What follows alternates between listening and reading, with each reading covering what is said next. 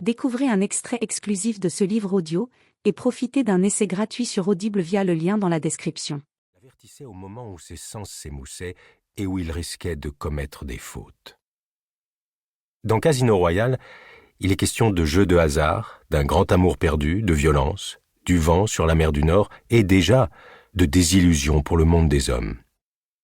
J'avais 11 ans ou un peu plus. J'étais encore cet enfant qui ignorait qu'on pouvait être encore éveillé à 3 heures du matin. Je ne savais rien de la tension dans un environnement hostile, ni ce que commandait l'essence. Je découvrais la description d'un homme en pleine maîtrise, de presque tout, sauf de certaines pulsions qui m'étaient encore inconnues et qui le rendaient vulnérable. À ce moment-là, j'ai imaginé devenir un homme comme ce personnage, qui voyage loin et inspecte consciencieusement sa chambre quand il y rentre tard dans la nuit. C'est ce jour-là, alors que la guerre froide battait encore son plein, quand j'ai posé mon très jeune regard bleu sur ces lignes bientôt transgressives pour mon âge, qu'indéniablement, indiscutablement, je suis devenu un espion. Chapitre 1. Août 1998. Un poste frontière poussiéreux dans la Copper Belt, la seconde zone de production minière de cuivre au monde, entre la toute jeune République démocratique du Congo et la Zambie. Je croupis dans un conteneur rouillé ouvert, un conteneur bleu aux couleurs, ironie du sort, d'une compagnie maritime française, Delmas Villejeu. Croupir est vraiment le bon verbe. On m'y a jeté nu depuis 8 heures du matin, et c'est sous le zénith de l'hiver austral, sec et impitoyablement limpide, que je peux philosopher sur ma condition. La veille, j'embarquais à Randers-Port, aéroport cargo de Johannesburg, dans un Antonov 32, piloté par un pirate qui n'était pas encore une légende. 7 années plus tard, il apparaîtrait sous les traits de Nicolas Cage, sous le nom désormais bien connu de Lord of War. Victor Bout, déjà premier trafiquant d'armes de toute la planète, transporte ce jour 13 tonnes de matériel létal, direction Lubumbashi, capitale du Katanga, sous la menace des forces rebelles alliées aux Rwandais de Paul Kagame, engagées dans la Seconde Guerre civile du Congo. Les forces de Laurent-Désiré Kabila, président du Congo, ont besoin de ces missiles anti-chars pour stopper l'avancée ennemie. Victor a fait comme à son habitude une bonne affaire. L'urgence prévalant pour Kabila a triplé la valeur de sa marchandise. J'ai une mission à accomplir à Lubumbashi. Le vol de l'appareil de Lord of War représente une opportunité inégalée pour me projeter rapidement sur cette zone de guerre.